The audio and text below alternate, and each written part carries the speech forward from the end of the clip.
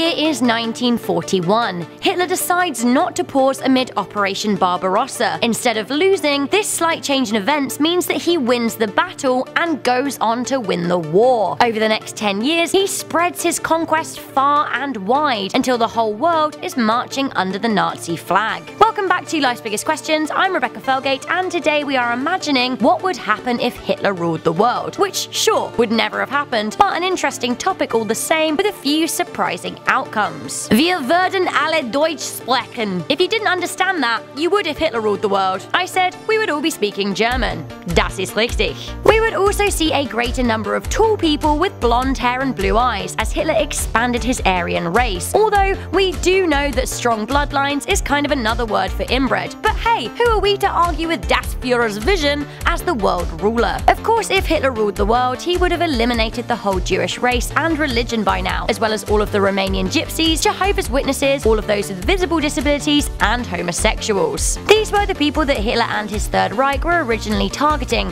However, Hitler had made several anti-black comments, and the guy was a maniac. I'm sure he'd spend his days choosing which ethnic group to extinguish next until everybody was of Germanic descent. It wasn't just various races Hitler hated, he also was very anti-religion. Wanting absolute power and knowing that he could never realize it if people believed in a higher power than himself, he wanted the only religion to be that of the Third Reich. During his time as leader of Germany, Hitler had tension with the church and was quoted saying the only way of getting rid of Christianity is to allow it to die little by little. If he could turn his people against their Jewish neighbors, he could get them to denounce God. While this is bad for civil freedom, this would mean that there would be no religious extremists in the world, just your regular kind of racist extremists, so still not great. All the women who independent would not be throwing their hands up with Destiny's Child. Oh no, they would be in the kitchen where Hitler thought they belonged. Hitler's fascist state fired women from their jobs. Instead, he focused on Kinder, Küche, Kirche, which meant children, kitchen, and church. Yes, he hated the church, but he knew it was a good way to manipulate women into falling in line until he could generate his own religion with the same power of persuasion. Think North Korea is ridiculous with its indoctrination? Think Russia is inhumane with their treatment of homosexuals? Well, Hitler's world would be the ultimate spy state. If you fully believed in the Führer and the Third Reich and you weren't of any ethnic minority, gay, disabled, etc., you would be fine. But